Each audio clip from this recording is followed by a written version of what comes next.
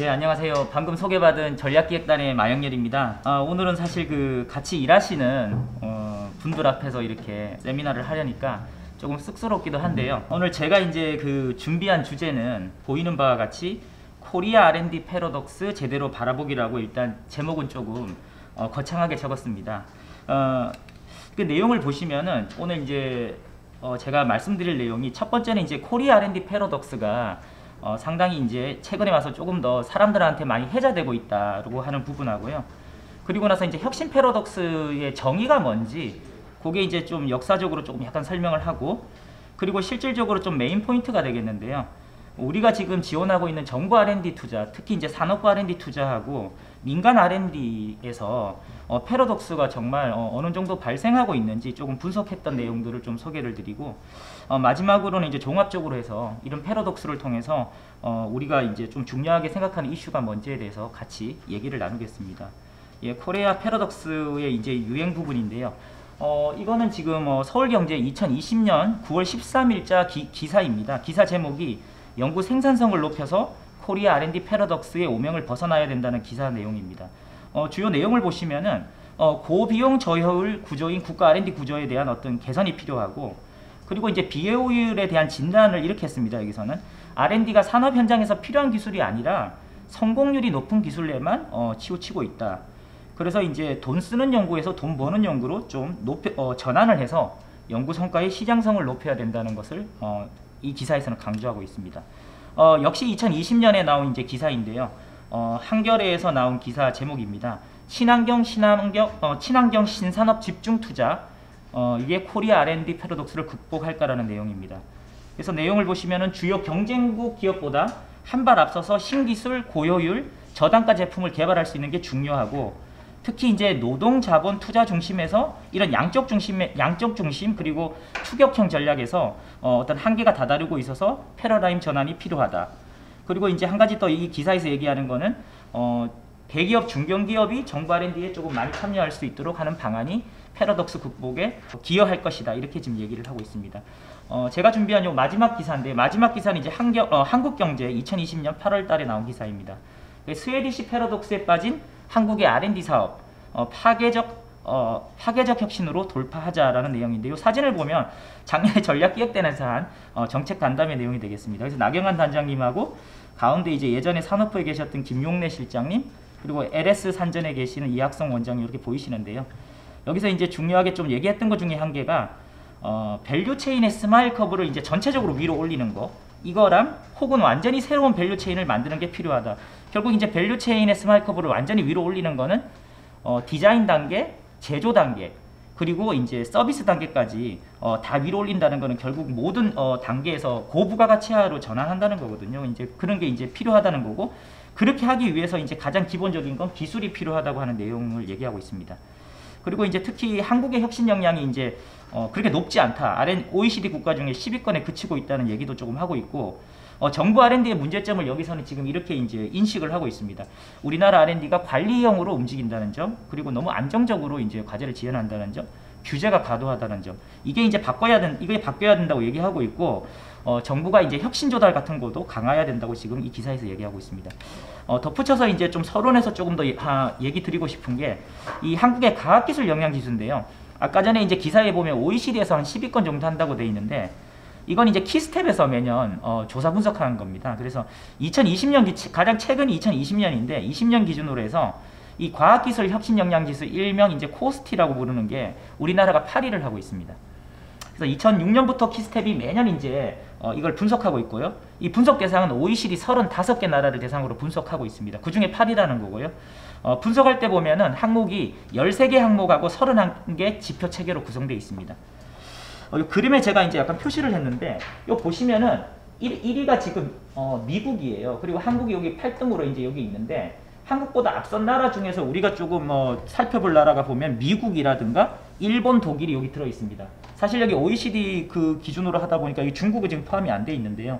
그래서 우리 앞에 보면 미국, 독일, 일본 등이 있는데, 이 등수는 8등이어서 좀 낮다고 볼 수도 있지만 사실은 이제 이 점수를 보면 사실은 되게 치열한 걸 알 수 있습니다. 그렇게 차이가 안 납니다. 사실은 미국 같은 경우는 아주 도미넌트하게 지금 뭐 거의 뭐 18점인가요? 18점 정도를 하고 있고 20점 만점이거든요. 그리고 이제 스위스는 뭐 14점, 스위스는 뭐 좀 작으니까 빼고, 여기 보면은 네덜란드 제외하고 나서 일본, 독일, 그리고 이스라엘, 그리고 룩셈부르크, 한국이 전부 다 12점대에 다 머물고 있습니다. 그래서 점수, 혁신 역량의 점수를 보면은 사실은 등수는 8이지만 저는 이제 그렇게 낮진 않은 것 같다, 이렇게 조금 보이고요. 근데 이제 우리나라에 보면은 이게 지금 13개 항목을 분석했는데 항목 중에서 특히 낮은 부분을 이렇게 좀 표시를 해놨습니다. 우리가 이제 이 8등 정도를 했는데 13개 항목 중에서 특히 등수가 낮은 게 지원 제도에 보시면 이 연두색으로 표시되어 있는 게 2020년도 순위거든요. 지원 제도는 35개 중에 30위를 했고, 문화 부분에 보면 문화는 35개 중에 25위, 지식 창출은 35개국 중에 23위입니다. 그래서 이거 자세하게 밑에 좀 적어놨는데, 여기서 뭘 측정한 거냐면, 지원 제도에서는 기업 연구 개발비 중에서 정부 재원이 얼만큼 투입되냐, 우리나라가 이게 크게 높지 않습니다. 이 이유는 우리가 정부 R&D는 많이 지원하는데, 사실 대한민국이 뒤에서 설명하겠지만 대한민국이 민간 R&D 비중이 상당히 높은 나라 중에 한 개입니다. 전 세계에서 거의 2번째입니다. 그래서 사실 기업 연구 개발비 중에서 정부 재원 비중이 상대적으로 좀 낮게 나옵니다. 정부 이 투자가 높다고 하더라도. 그리고 두 번째 보면 법제도 지원 정도인데요. 여기서 하는 거는 주로 이제 지식재산권 같은 거 관련된 거, 연구개발 성과에 대한 어떤 보호와 혁신환경 제도의 어떤 구축 정도가 우리나라가 되게 낮다고 이렇게 설문에 좀 나오고 있습니다. 그 문화 부분에 낮은 거는, 문화는 두 개 부분인데요. 크게 지표가 새로운 문화에 대한 태도와 교육에서의 비판적 사고 정도가 둘 다 낮은데, 요 새로운 문화에 대한 태도는 이 글로벌에 대한 어떤 개방성이에요. 이 개방성 부분이 대한민국이 되게 좀 낮은 걸로 나오고 있고, 그리고 대한민국 교육에서 어떤 비판적인 어떤 그 사고라든가 판단을 하는 이런 부분들이 우리나라 교육이 상당히 낮다. 그래서 사실 보면 지표 중에서 가장 낮아요. 이게 35개 중에서 31이라서 이런 부분들은 중장기적으로 지원의 개선의 필요성이 상당히 큰 부분이다, 이렇게 보여지고요. 지식 창출 같은 경우도 우리가 이제 정부 R&D 투자에서 과거 10년, 20년간 특허 출원이 상당히 많아졌고, 그 양도 이제 선진국 비해서 그렇게 적지 않다고 하는 게 이제 많은 자료에서 나와 있는데, 여기서 지식 창출이 낮다고 하는 거는 이게 약간 질적인 어떤 지표들 위주로 보다 보니까 그런 것 같습니다. 여기 보면 상급 특허수라든가 투자 대비 상급 특허수 1인당 SCI 논문은 이렇게 보면은 그렇게 높지가 않은 걸로 이렇게 나오고 있습니다. 그래서 특히 뭐 상급 특허수 자체는 합계는 높은데, 투자 대비 상급 특허수라든가 SCI 1인당 SCI 논문 수는 등수가 높지 않거든요. 그래서 지식 창출의 어떤 양적인 측면보다는 좀 질적인 측면에서 일단은 조금 낮기 때문에 여기 이제 순위가 낮게 나왔다, 이렇게 보여지고요. 나온 이제 총 요소 생산성 국제 비교 자료인데요. 생산성 본부가 이거를 매년 내지 경년으로 이거를 발표를 하고 있습니다. 근데 이제 여기 이 자료는 이제 한 나라의 전 산업에 대해서 다 측정을 한 거고요. 전 산업의 에버리지고요. 이것도 1년 단위의 어떤 총 요소 생산성이 아니라 지난 거의 뭐 2001년에서 2017년, 거의 17년간의 평균을 갖고 이제 계산을 한 겁니다. 그래서 우리나라가 보면은 이게 총 요소 지금 이 100%라고 보면은 총 요소 생산성의 기여도가 어느 정도 되냐는 게 이 그래프에 나타나는데, 맨 하단에 있는 이 그레이색으로 되어 있는 게 우리가 소위 얘기하는 TFP 총 요소 생산성이 됩니다. 그리고 이 빨간색 부분으로 표시되어 있는 게 자본이고요. 요거는 이제 노동력이 되겠습니다. 그래서 한 나라의 어떤 그 전 산업의 부가가치에 미치는 기여율이 자본의 기여율이 이 정도 되고, 노동의 기여율이 이 정도 되고, 총 요소 생산성, 자본하고 노동을 제외한 그 밖에 이 대표적인 총요소 생산성의 예시가 이제 기술이라든가 기술 혁신, 새로운 아이디어 창출 이런 게 되는데, 이런 거가 대한민국의 전 산업의 부가가치의 창출에 미치는 영향이 상당히 낮은 걸로 나옵니다. 그래서 지금 보면 뭐 프랑스도 한 20% 조금 넘는데, 대한민국 같은 경우에는 19%로 이 독일하고는 비교가 안 돼. 독일은 거의 60%인데 이게 한국은 이제 19% 정도의 로 나오기 때문에, 이제 우리가 그 대신 보면은 이 자본에 의한 이 총 부가가치의 기여율이 상당히 높아요. 이 지금 비교하는 국가들 중에서 가장 높은데, 이 얘기는 뭐냐면 대한민국이 이제 뭐 1인당 뭐 GDP라든가 부가가치가 많이 높아졌다고 하지만, 그거의 주요한 요인이 새로운 기술 혁신을 해서 하는 그런 거라기보다는 공장에서 아니면 어떤 현장에서 성능이 높은 새로운 기계라든가 장비를 도입함으로써 새로운 자본을 추가함으로써 그런 부가가치를 계속 올리고 있다, 이해를 할 수 있을 것 같습니다. 그래서 지금 여기서 보면 이 기술, 우리가 하고 있는 R&D, 이 기술 혁신의 중요성이 앞으로도 상당히 중요하다고 하는 게 이제 좀 볼 수 있고요. 혁신 패러독스의 정의에 대해서 간단히 보시면은 이 R&D 패러독스가 일종의 뭐 혁신 패러독스인데, 혁신 패러독스는 우리가 이제 그 투자하고 있는 어떤 투자라든가 활동 자체가 경제적 성과로 이어지지 않는 현상을 그냥 포괄적으로 혁신 패러독스라고 얘기를 하고 있습니다.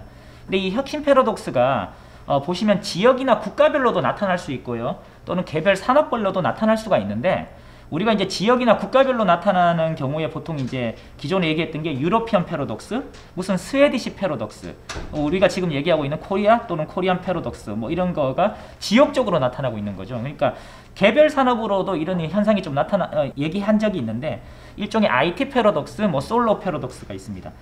잠깐만 이거를 설명드리면, 유러피언 패러독스는 원래 1980년대 이것도 80년대 90년대 나온 건데, 산업혁명을 거치면서 기초과학은 사실 유럽이 가장 많이 발달이 돼 있었거든요. 근데 유럽이 기초과학 분야에서 상당히 그 전 세계에서 강점이 있음에도 불구하고 사실 이것이 산업적인 경쟁력이라든가 부로 연결되는 거는 유럽이 뭐 북미라든가 이런 거에 대해서 미국이라에 비해서 상당히 열세다, 이런 거에서 나온 어떤 그 경각심에서 나온 게 유러피언 패러독스가 되겠습니다. 우리는 왜 기초과학도 이게 잘하고 과학기술이 발전돼 있는데 왜 그게 경제적으로 이렇게 성장이 안 되냐, 이런 부분이 유러피언 패러독스고요.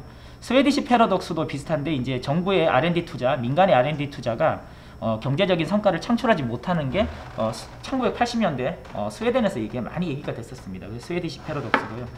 아까 전에 이제 얘기한 그 IT 패러독스, 솔로 패러독스라고 하는데, 이건 뭐냐면 이것도 1980년대 이제 컴퓨터가 막 보급되기 시작했잖아요. 그리고 컴퓨터가 보급되기 시작하면서 산업에 엄청난 영향을 미칠 거라고 생각했는데, 사실은 1980년대 컴퓨터가 이제 도입이 되면서 사무 자동화가 일부 이루어졌지만, 이것이 기업의 어떤 생산성이라든가 부가가치로는 별로 그 당시에는 효과가 없었거든요. 그런 거에 대해서 이제 로버트 솔러라는 사람이 이 컴퓨터라는 게, IT라는 게 크게 경제적 성과에 어떤 영향을 미치지 못한다고 나온 게 이제 솔로 패러독스가 되겠습니다. 근데 사실은 이게 시대가 변하면서 지금 같은 경우는 우리가 IT라든가 뭐 DNA 기술이라든가 이런 게 이제 제너럴 퍼포스 테크놀로지라 그래서 상당히 중시하고 있고, 이런 것이 미치는 어떤 상당한 큰 파급 효과에 대해서 현재는 알고 있는데, 아마 이 시대에는 컴퓨터가 그렇게까지 아직 파급되지 못했기 때문에, 활용이 많이 안 됐기 때문에 이런 패러독스가 얘기되지 않았나, 그렇게 생각이 듭니다. 그러면 이제 여기 좀 메인 포인트가 되겠는데, 이제 정부 R&D 투자에서 그러면 R&D 패러독스가 어떠한지, 그리고 요 다음에는 민간 R&D 투자에서 패러독스가 어떠한지, 그거에 대해서 조금 얘기를 나눌까 합니다. 분석 모델 좀 복잡한데 이걸 다 설명할 건 아니고요. 오늘 세미나에서는 제가 중점적으로 여기 이제 붉은색으로 표시되어 있는 거 위주로 조금 간단하게 설명을 드리려고 그래요. 그 정부 R&D에 참여하는 어떤 기업들이, 그들이 왜 정부 과제에 참여하려고 하는지, 참여 의도가 뭔지, 그리고 정부 과제를 받음으로써 걔네들이 정말 효과가 있는지, 지원 효과가 있는지, 그리고 정부 과제가 끝나고 나서 또는 과정 중에 또는 끝나고 나서 기술적인 성과가 어느 정도 나오고 있는지, 사업화의 성과는 어느 정도 나오고 있는지, 그리고 사업화의 성과가 나오면은 그 기업의 어떤 재무적인 성과에 기여하고 있는지에 대해서 조금 이제 파노라마식으로 전체적으로 분석한 내용을 조금 소개를 드리겠습니다. 자료는 이제 설문조사를 이제 했던 자료가 있는데요. 이게 이제 산업부 R&D 수행하는 기업, 그 과제 기업들 대상으로 한 겁니다. 그래서 총 2,500개 정도의 이제 설문을 보내서 총 최종적으로 954개가 설문을 응답을 했습니다. 그래서 954개, 이 과제라고 보시면 되겠습니다. 과제에 있는 어떤 주관 책임자라든가 실무 책임자들이 응답한 거거든요. 그래서 954개 과제라고 보시면 될 것 같고요. 이 954개 과제에서 보니까 참여 의도가 뭔지 좀 물어봤습니다. 그러니까 첫 번째가 기업, 이제 954개는 다 이제 기업들이거든요. 이제 주관 기업들이라고 보시면 되는데, 첫 번째 이유가, 야, 우리가 기술 개발 끝나고 나서 새로운 시장에 진입하기 위해서 이 기술 개발한다고 하는 게 가장 컸습니다. 두 번째는 보면은 더 큰 규모의 연구 개발이 필요하고, 세 번째는 뭐 여러 파트너가 모여서 기술 개발을 할 수 있으니까 상호 보완적으로 기술 지식을 습득할 수 있다. 마지막으로 우리가 해외 경쟁 기술을 추격해야겠다. 이런 게 이제 순위가 나왔는데, 보시면은 1등이 상당히 압도적으로 점수가 높습니다. 여기 지금 중간값이 표시되어 있는데요. 5번이 가장 높은 점수거든요. 그래서 첫 번째 같은 경우는 중간값이 가장 많이 대답한 게 5번이 되겠고요. 그러니까 가장 많이 이제 수행기관이 대답한 게 5번이 되고 두 번째 버튼은 이렇게 4번입니다. 그래서 첫 번째 새로운 시장 진입에 이 제품이나 기술 개발을 통해서 새로운 시장에 들어가려고 하는 게 가장 높다고 하는 게 여기서 이제 좀 우리가 알 수 있고요. 그리고 이제 이런 그 참여 의도가 어떤 그 기업의 좀 특성이랑은 좀 관련되어 있는가를 한번 한번 분석을 해본 건데, 여기 보면은 고혁신 기업에서 특히 새로운 시장 진입하려는 의도가 더욱더 강한 거, 이런 의도를 더 많이 가지고 우리 산업 R&D를 하고 있다고 하는 거를 조금 발견했습니다.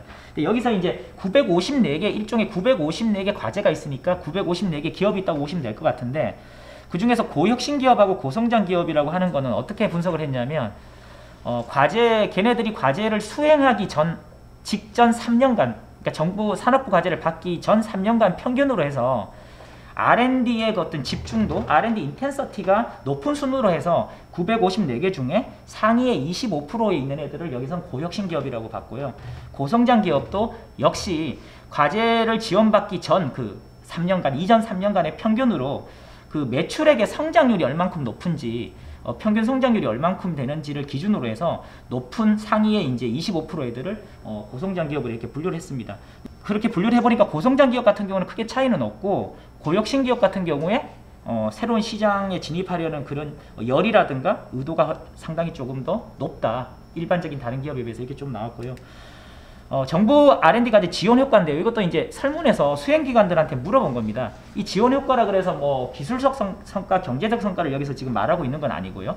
질문 내용이 이렇습니다. 첫 번째는, 그러니까 너희가 정부 과제를 다 받은 이 기업들이거든요. 첫 번째 질문이 이겁니다. 너희가 만약에 산업부의 R&D 과제를 받지 못했다면 너희 자체적으로 그 기술 개발을 할 때 얼마만큼 예산을 투자했겠느냐 물어봤습니다. 첫 번째. 그래서 가장 많이 대답한 게 과제 참여 시 투입한 예산의 반 정도밖에 못했을 것이라고 하는 게 이제 대답이고요. 그래서 사실은 과제를 지원함으로써 반을 더 했기 때문에 그만큼의 효과가 있었다고 이제 이렇게 조금 해석을 한 겁니다. 그러니까 두 번째 질문은, 너희가 이제 산업부 과제에 참여하지 못했다면 수행기관 자체적으로 기술 개발을 적시에 했겠느냐, 정부 과제 받을 때처럼 똑같이 했겠느냐 물어본 겁니다. 대부분의 대답은 그거보다는 1년이나 2년 뒤에쯤이 돼서야 착수를 했을 것이다, 이렇게 이제 대답을 했고요.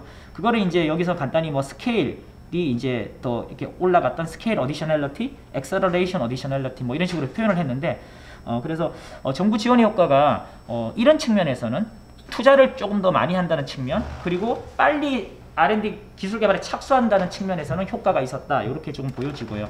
기술적 성과인데, 과제가 끝나고 나서 산업부 과제 평균적으로 보시면은 특허 출원은 평균 한 5개 정도 나오고 등록은 한 2개 정도 나와요. 근데 여기 밑에 보시면은 이건 이제 개수에 대한 거고, 퍼센트지를 보시면 이제 특허 출원을 했냐 안 했냐를 본 겁니다. 그러니까 산업부 과제 954개 중에 특허 출원을 한 과제가 80% 정도가 됩니다. 0.8이라는 거는. 약 80% 애들은 특허 출원을 다 해요. 그리고 특허 등록까지 한 애들은, 그 과제들은 보면 한 59%, 60% 정도는 다 특허 등록까지도 다 마무리가 됩니다. 요거는 이제 뭐 간단하게 넘어갈겠는데요. 특허 출원에 그 영향을 미치는 요인이 뭐냐면, 이 정부 지원금을 많이 줄수록, 그리고 그 안에 있는 참여 기업 수가 많을수록 특허 출원은 더 많이 할 가능성이 많다, 이렇게 나왔고요. 특허 등록을 보면 특허 출원을 당연히 해야지만 등록이 되니까 특허 출원을 한 게 이게 영향이 가장 클 거고, 그 다음에 정부 지원금 크기, 지원 기간에 따라서 긍정적 영향을 받는다, 뭐 이렇게 나옵니다. 그래서 실질적으로 우리가 이제 R&D 과제 지원하면서 보면은 특허 출원은 과제를 한 3년짜리를 지원하면 대개 특허 출원은 1년만 지나면 바로 나옵니다. 그래서 1년만 지나면 보통 나오고, 대부분의 경우가 등록까지는 시간이 걸리잖아요. 1년 6개월, 2년 이상 걸리니까, 여기도 보면 특허 출원에서는 이 사업기간에 영향을 안 미치는데, 특허 등록에서는 사업기간이 길수록 이렇게 특허 등록할 가능성이 높아지는 걸로 이렇게 나오고 있습니다. 사업화 성공에 대한 통계를 보시면은 954개 과제 중에 사업화 성공했다고 한 거는 52%예요. 이거 자기네들이 이제 이렇게 보고를 하는 거거든요. 사업화에 성공했다고 하는 거는 뭐 시장에 제품이 나간 것도 될 수 있고, 제품이 뭐 매출을 일으키는 것도 다 될 수 있고요. 어쨌든 사업화에 성공한 거는 52%고, 근데 이렇게 보시면은 우리가 이제 산업부 과제 크게 두 가지 유형으로 이렇게 지원을 하고 있습니다. 제품 혁신형 과제하고 이제 원천 기술형인데, 여기 보면 원천 기술형은 조금 더 기술 중심, 초기 기술을 개발하는 단계라고 보시면 되고, 제품 혁신형은 조금 더 이제 제품, 사업화에 가까운 기술 개발하는 거라 보시면 돼요. 그래서 사실 여기 뭐 우리 상식에 맞게 제품 혁신형으로 지원된 과제에서 사업화 성공률이 이제 321건 정도가 나오고, 원천 기술형으로 한 과제에서 한 161건 정도 이렇게 사업화에 성공했다고 나옵니다. 그래서 제품 혁신형 과제에서 사업화에 성공했다는 비율이 이제 훨씬 더 높은 걸로 상식에 부합하게 나오고 있고요. 근데 사업화 성공에 미치는 요인을 보면은 보통 이렇게 나옵니다. 특허 출원을 했느냐, 등록을 했느냐, 그리고 제품 혁신형 과제냐에 따라서 이제 사업화가 일어날 가능성이 더 높거든요. 그래서 제품 혁신형 과제를 수행하는 어떤 기업에서 더 사업화 성공에 성공할 확률이 높다. 그리고 특허 출원하고 특허 등록이 사업화 성공에 영향을 미친다. 이렇게 보고, 그리고 이제 특허 등록이 안 되더라도 사업화는 할 수 있기 때문에 이렇게 보시면 특허 출원이 더 사업화에 더 그 상관관계가 더 높은 걸로 이렇게 나오고 있습니다. 근데 중요한 부분이 이제 이 부분인데요. 패러독스가 이제 경제적 성과로 창출되는 부분에서 조금 그 연계성에 이제 문제가 있는 거기 때문에 수행기업의 재무적 성과를 한번 봤어요. 근데 요거는 이제 잠깐 설명을 드리면 이렇게 비교를 한 겁니다. 어떤 기업이 산업부 과제를 받았는데, 산업부 과제를 받기 전에 그 기업이 받기 전에 직전에 3년간의 어떤 재무적인 성과하고 산업부 과제를 수행한 후에, 기술 개발을 성공적으로 수행한 후에 그 후에 또 3년간의 재무적 성과를 한번 비교해 봤어요. 근데 이제 그냥 상식적으로만 생각하면 기술 개발도 성공하고 사업화도 성공했기 때문에 재무적 성과가 과제가 끝나면 조금 더 높아야 될 것 같다는 가정은 드는데, 지금 보시면은 이제 다 이제 평균적으로 떨어지고 있거든요. 그리고 보시면은 R&D 투자 성장률도 과제 수행 전보다 과제 수행 후에 더 떨어지고 있고, 영업이익에 대한 성장률도 더 떨어지고 있고, 매출액도 더 떨어지고 있어요. 그래서 이렇게 보시면은 전반적으로 다 떨어지는데, 예를 들어서 어떤 A 기업이 산업부 과제를 하는데, 산업부 과제 하기 전에 그 기업이 그 3년간 뭐 매출액의 성장률이라든가 영업이익의 성장률이 한 5% 됐다 그러면 산업부 과제 하고 난 다음에 5%가 안 되는 거예요. 과제 끝나고 나서도.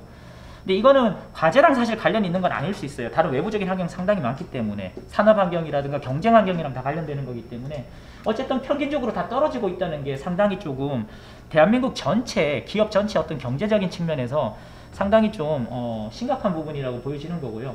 그리고 제가 이제 요거는 이제 다 마이너스가 된다는 걸 표시한 거고, 여기 지금 보시면은 조금 다르긴 한데, 이 사실은 평균적으로 지금 본 거기 때문에 전체 기업의 이제 레인지를 보면은 여기는 좀 높아지는 부분이 있어요. 이쪽이 플러스가 된다는 거는 아까 전에 이제 과제를 하고 나서 더 재무적인 성과가 좋아진다는 부분이거든요. 이 부분 이제 표시를 했는데, 지금 영업이익의 성장률이 높아지는 요 부분들이 있습니다. 근데 요런 부분들도 주로 고혁신 기업군, 아까 전에 제가 말한 고혁신 기업에서는 사실은 일부가, 전체는 아니고 일부가 이렇게 좀 높아지는 경우가 있고, 매출액 성장률도 고혁신 기업의 일부가 조금 더 높아지는 경우가 있고, 대부분은 그렇지 않다, 이게 보여지고요. 그리고 이제 산업부 R&D 과제 통해서, 여기 이제 정부 R&D라고 적었는데 사실 데이터는 산업부 R&D입니다. 그 산업부 R&D 과제를 통해서 사업화에 성공했는 경우에 그 기업의 어떤 재무적 성과, 사업화에 성공했다고 한 그 기업이 그 과제 끝나고 나서 3년간 재무적인 성과하고 좀 비교를 해보면 이 사업화 성공이 재무적인 성과에 긍정적인 관계를 미치는 게 하나도 안 나옵니다. 그래서 이런 부분들은 물론 이제 정부 과제 하나 했다 그래서 그 기업 전체의 재무적인 성과가 높아질 거라고 하는 거는 좀 무리일 수는 있는데, 사실은 전혀 이렇게 연관관계가 없다는 것도 사실 좀 심각한 문제라고 보여지고 있습니다. 정리를 하면 이렇습니다. 대부분의 기업들이 새로운 이제 시장 진입을 위해서 산업부 R&D 과제를 착수하고 있고요.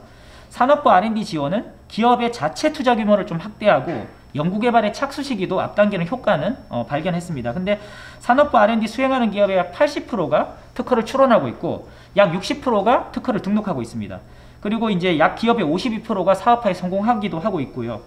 그런데 이제 수행기업의 과제 수행 전과 후를 비교해보면, 재무성과를 비교해보면 매출액이라든가 영업이익이라든가 R&D 투자의 증가율은 모두 이제 떨어지는 걸로 나타나고 있고, 특히 산업부 R&D 과제를 통한 사업화 성공이 수행기간의 어떤 재무적인 성장률을 전혀 보정해주지 못하고 있고, 영향을 주지 못하고 있다고 하는 것이 조금 발견이 됐습니다.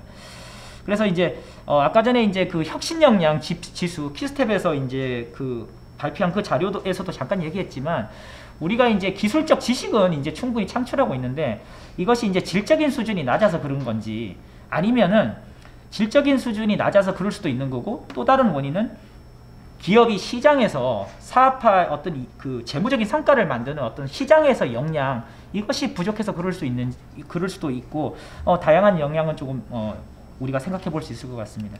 두 번째는 이제 민간 R&D에서의 R&D 패러독스인데요. 이거는 데이터는 아까 954개 과제였는데 954개 과제면 954개 기업이 있는데 그 중에서 일부 중첩되는 기업이 있습니다. 그래서 어쨌든 거기 있는 기업 전체를 대상으로 해서 그 기업 자체적으로 R&D 투자하는 게 그 기업의 어떤 그 재무적인 성과에 영향을 미치는지, 이거를 지금 분석한 겁니다. 기업에 대한 어떤 분석인데요.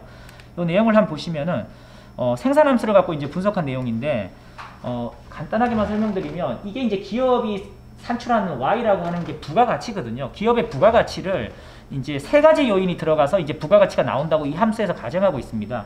첫 번째는 뭐냐면 이 K라고 하는 게 아까 전에 말한 자본이 되겠고요. L이라고 말한 게 레이버 노동력이 됩니다. 그러니까 자본하고 노동력을 제한 그 외의 모든 요소를 다 합쳐서 여기는 그 외의 모든 요소를 합쳐서 A라고 지금 표시를 했는데, 이 A가 우리가 말하는 그 토탈 팩터 프로덕티비티 총 요소 생산성을 의미하고 있습니다. 그래서 A에 들어있는 거는 크게 보면 우리가 여기서 관심이 있는 R&D 투자 이런 것도 들어있고, 기업의 어떤 경영 관리 능력, 사업화 능력, 그리고 인력 자원의 어떤 양이 아니라 이 L에는 이제 양적인 부분이 들어있는데, 여기는 인력 자원의 어떤 수준, 질, 그리고 시장의 경쟁 정도, 규제, 노동의 어떤 유연성, 이런 모든 제도적인 것들이 A에 다 들어있다고 보시면 될 것 같습니다. 근데 여기서 똑같이 이제 이 A를 두 개로 쪼갠 거예요. A를 두 개로 쪼갰는데 우리가 관심 있는 게 R&D니까 R&D랑 R&D를 제외한 그 밖에 C로 이렇게 A를 구분을 한 겁니다. 그래서 구분해서 이제 이걸 R&D 생산함수라고 표시를 했고요. 요 R&D 생산함수가 이제 결국 요 부가가치에 얼마나 영향을 미치느냐 우리가 이제 볼 건데, 요 계수가 여기 감마라고 되어 있는데 여기서 이걸 좀 가정을 했습니다.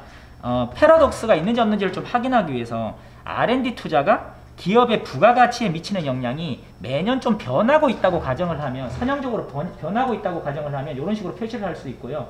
그걸 다시 하면 이제 마지막에 이렇게 표시가 되는데, 요거에 대해서 의미를 좀 설명드리겠습니다. 여기 보면 이제 맨 앞에 있는 그 감마원이라고 하는 거는 R&D가 부가가치에 미치는 영향이 되겠습니다. 여기서는 이제 이걸 생산성 개수라고 지금 표현을 했어요. R&D가 부가가치에 미치는 영향. 두 번째 요 감마2는 R&D가 요 T라고 하는 거 시간인데요.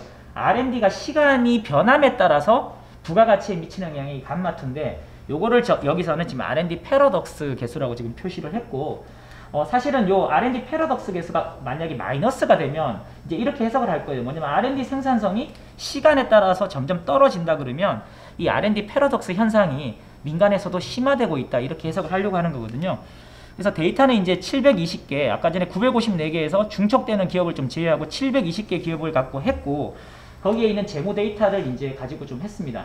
그리고 기업을 요 뒤에 보시면은 산업을 크게 두 개로만 구분을 했어요. 뭐냐면 스마트 컨버전스 인더스트리라고 그래서 약간 스마트 융합 산업 쪽하고, 그리고 이제 우리가 이제 전통 산업, 기존 산업으로 이렇게 좀 구분을 했습니다. 지금 데이터가 이제 720개인데요. 이렇게 분포를 보시면 대기업이 한 27개, 그리고 중견기업이 104개, 대부분 중소기업이에요. 한 80% 이상이. 그 589개는 중소기업으로 구성이 되어 있고요. 산업을 크게 두 개로 구분을 했는데, 스마트 융합 산업에 들어가 있는 게 우리가 보통 얘기하는 스마트 제조 서비스, 스마트 헬스, 스마트 모빌리티, 스마트 컴포넌트. 스마트 컴포넌트는 이제 뭐 반도체, 디스플레이 뭐 이런 게 이제 이쪽으로 구분이 됐습니다. 그리고 그 외에 이제 기존 산업들 뭐들이 이제 이쪽으로 구분이 됐고요. 이 구분은 이제 약간 이제 우리 주관적으로 좀 한 부분이 있어서 이건 나중에 조금 바뀔 수도 있습니다. 그래서 일단 데이터를 보면 스마트 융합 산업이 거의 한 반 정도, 50%, 8% 반 정도, 그리고 기존 산업이 50% 정도, 51% 정도에서 거의 반반 정도 구성되어 있다고 보시면 되고요. 근데 이제 요거를 한번 구분해서 보니까 이제 이런 현상이 나타납니다. 이게 스마트 컨버전스 산업으로 구분된 기업들의 평균이고요. 이거는 기존 산업으로 구분된 기업들의 평균인데, 이게 지난 지금 10년간이에요. 거의 2009년에서 2019년인데, 이렇게 보시면 밑에 빨간 선이 평균적으로 기업이 R&D 투자는 계속 증가시켜 왔어요. R&D 투자는 계속 민간에서 증가하고 있는 걸로 나오고, 부가가치, 여기 이제 기업이 산출하는 평균적인 부가가치도 이렇게 같이 상승하는 걸로 나옵니다. 근데 이제 여기서 조금 주목할 거는 이런 기존 산업이라고 되어 있는 부분들에서는 사실은 조금 바람직하지 않은 결과가 이제 사실 나오고 있거든요. R&D 투자는 계속 증가는 시켜요. 이쪽도. 그런데 부가가치 양은 계속 떨어지는 걸로 이렇게 나오고 있습니다. 그래서 패러독스 분석한 결과인데 이렇게 보시면은 이게 이제 R&D가 시간에 따라서 얼만큼 영향을 미치는지 이 개수가 지금 R&D 패러독스 개수인데 이렇게 보시면 다 유의하게 통계 분석에서 유의하게 다 마이너스 값으로 이렇게 나타나고 있습니다.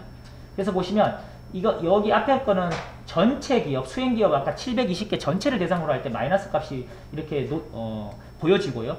그리고 각각 산업을 나눠서 볼 때는 아까 전에 앞에 그림에서 보셨듯이 스마트 산업에서는 패러독스 현상이 그렇게 관찰되지는 않습니다. 근데 기존 산업 쪽에 보면은 이렇게 역시 마이너스로 매년 시간이 지나면서 R&D 생산성이 떨어지고 있다는 게 이렇게 계속 발견이 되고 있습니다. 그래서 분석 방법 여기 3개를 했는데 이 분석 방법 3개에 따라서 다 동일하게 결과가 이제 동일한 어떤 해석을 할 수 있게끔 나오고 있고요.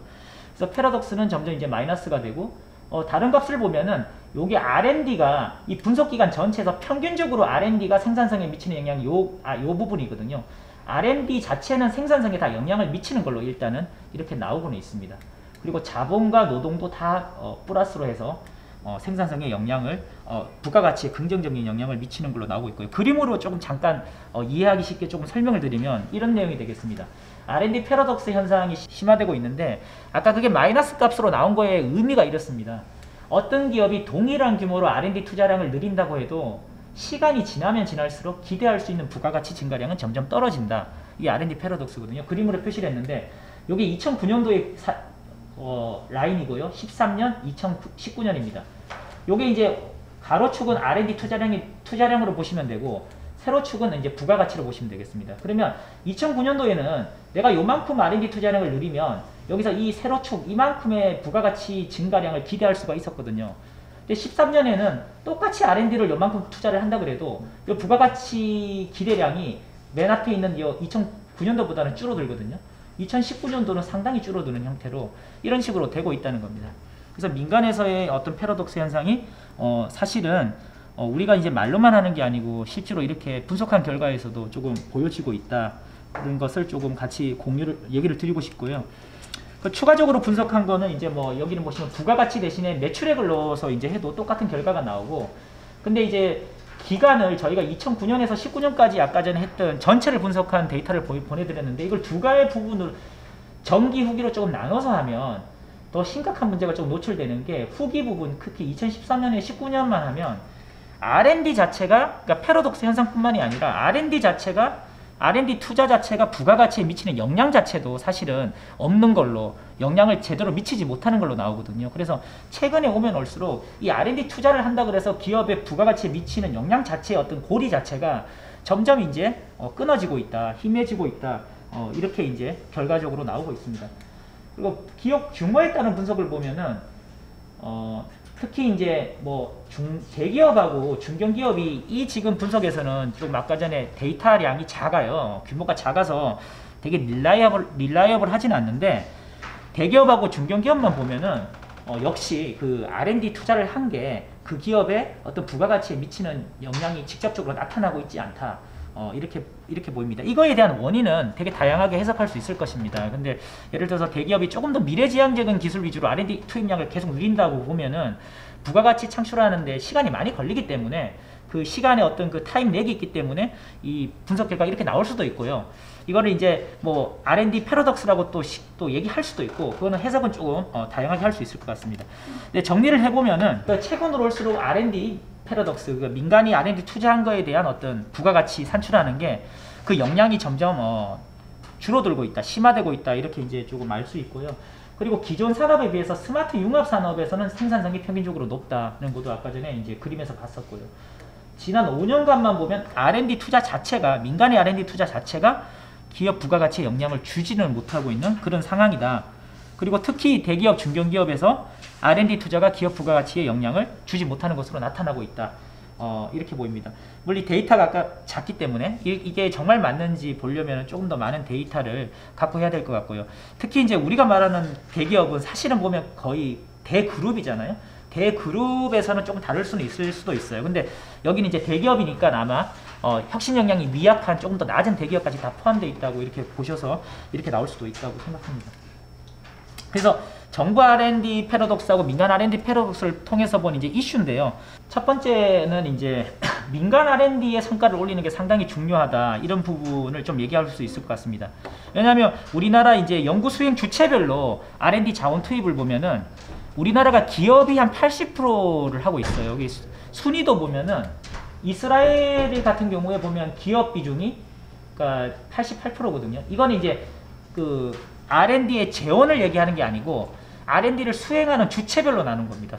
주체별로 나눈 건데 이스라엘 같은 게 한 88%, 우리가 한 80%. 그러니까 대한민국도 기업이 수행 주체별로 기업이 R&D를 엄청나게 많이 하는 나라 중에 한 개인 거죠.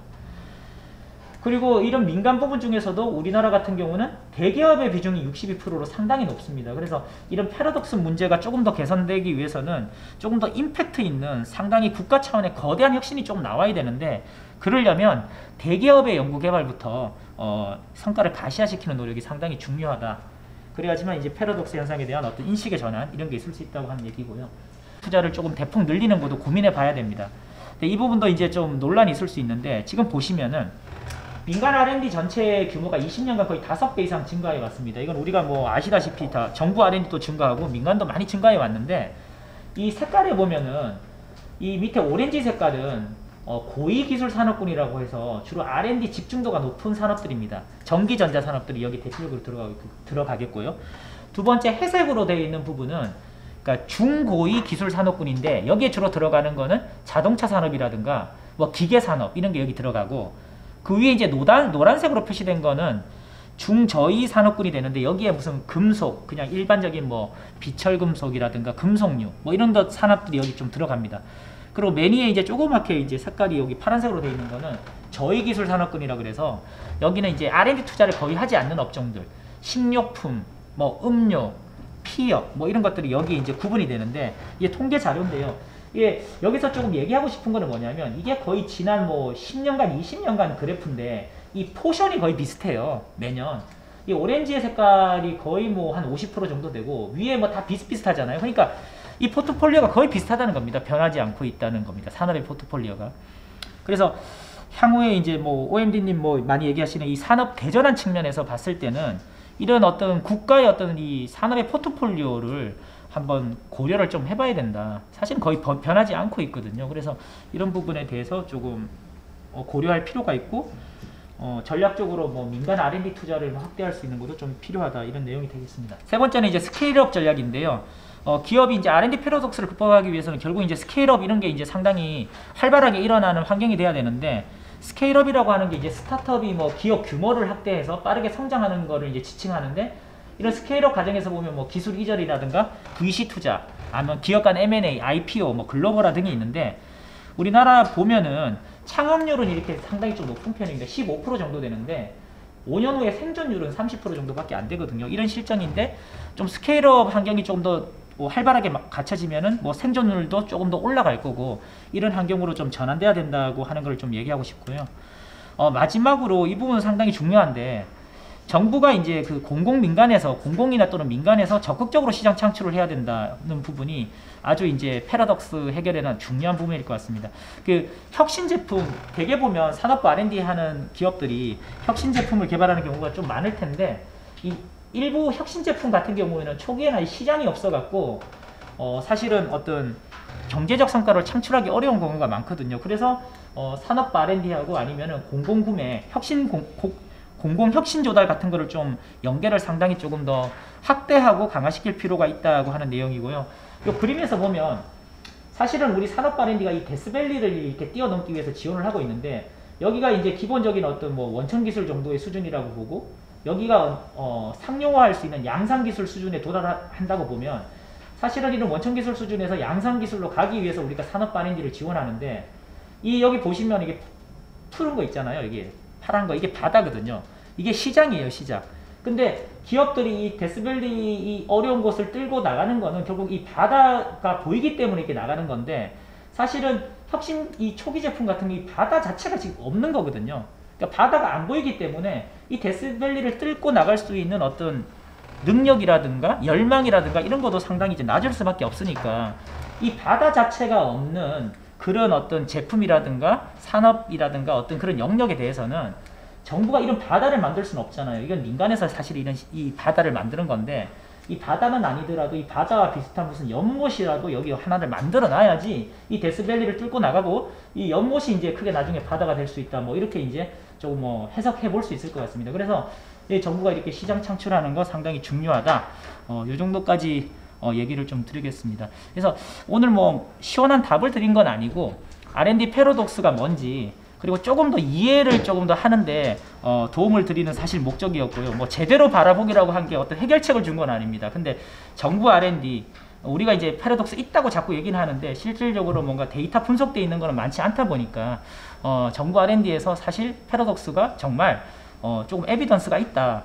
그리고 민간 R&D 역시도 우리는 또 이렇게 정책하다 보면 민간은 또 아주 잘한다고 그냥 가정을 해버리거든요. 민간 아주 이피션트하게 잘하고 있다고 가정하는데 민간도 그렇지 않다. 그래서 정부가 민간도 같이 푸시를 해야 되고 우리 정부 영역에서도 하는 역할도 해야 된다. 이런 식의 조금 같이 조금 이런 얘기를 공유하고 싶어서 오늘 좀 설명했습니다. 그러면 이것으로 제 설명 끝내고 궁금하신 거 제가 대답할 수 있는 건 많지 않을 것 같고요. 상호 뭐 토론하셔도 좋을 것 같고 어쨌든 뭐 질의응답하는 시간 갖도록 하겠습니다. 감사합니다.